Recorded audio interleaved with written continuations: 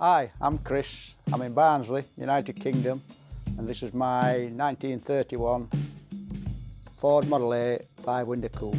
It's an all-steel car. It's had a 5-inch roof chop. Engine-wise, it's a Chevy Small Block Chevy 350, hopped up a little. It's got eagle crank and rods. It's got a thumper cam, roller rockers, camel hump heads. Up top it's got a dual plane Edelbrock inlet manifold, topped off by two 4-barrel Edelbrock carbs. It's built on a 1932 frame. Out back there's a 9-inch Curry axle with a locker and 411 gears. The car wasn't built by me, it was built by a good friend of mine, Mark Hughes. It's built in the 50s style, using period correct parts where possible, such as it's got Buick thinned brake drums, etc, etc. Cool story about the car: Mark, who built the car, when he was a young boy, he actually drew a hot rod. Later on in life, obviously when he got more money, more experience, he built the car that he drew when he was a boy, and here she is. I'd had my eye on this car for a while, but I didn't have the funds to buy it. So at the time I was building a truck, I saw the car had come up for sale. I contacted Mark, the owner, and in the end we had a deal. I part-exed my truck against the car, hence here she is now. I'm not sure how long it took him to build it, to be honest. I think it was over a number of years as his budget allowed. I think he had things made in America, or built in America and then shipped over. I think it was built about 5 or 6 years ago.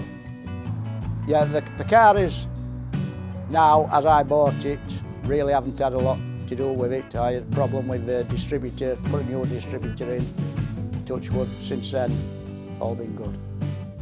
Tyres wise, I'm hoping they're going to last me quite a while because they're an expensive item. They've obviously got to be imported from America. The rear tyres are big cheetah slicks, so they're an expensive item. Driving this hot rod is basically like driving any other car, but basically it's not. You've got to really learn to drive again because it's a 90-year-old car with 19-year-old technology. If you're coming, it'll go fast, but when you want to stop, you've got to be aware that it is an old car. You've just got to be careful, really.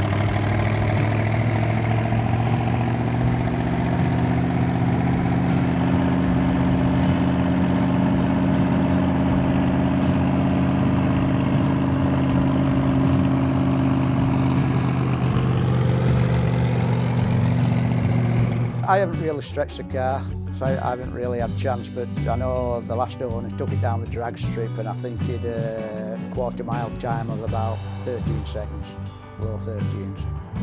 I use the car just really for show purposes. I've got plans to race it, at beach racing at Bridlington this summer, and maybe do a bit of drag racing. COVID restrictions, I haven't been to many shows. I've been to a local cruise of mine, which is the Leeds Cruise. So I've been there a couple of times.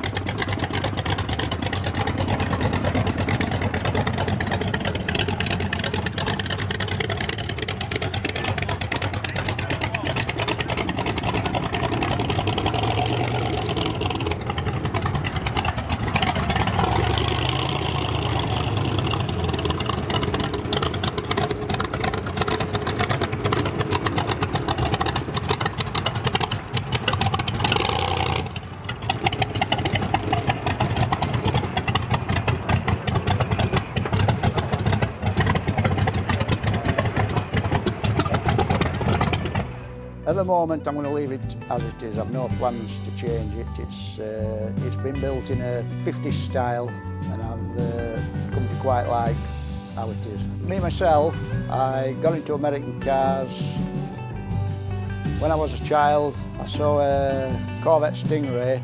I thought, wow, that's Batman's car. So that was my introduction into American cars, and ever since I've really been into them. American trucks, cars, etc. I like tinkering with them. I've got my Model A here. I'm a 68 Impala, my show car if you like, that I've had for a long time, and I'm also building a 1954 Chevy 3100 pickup. Hopefully that should be ready for next summer. It's going to be a rat rod style. It's not going to be a painted shiny. Well, the parts is relatively easy to get, sometimes easier than a European car, to be honest. We can order parts from the States and they'll be with us within 3 or 4 days, so parts isn't really an issue. Well, in my area we've a strong American car scene going off. With a local cruise at Leeds, which we attend once a month, second Saturday of the month. There's a lot of interesting cars go there. It's been going a number of years, a lot more years than I've been going. I've been going for about 20 years, and it's a really good vibe. So we have a Facebook page, Leeds Cruise, so if anybody wants to come and have a look at us, just join, have a look on the page.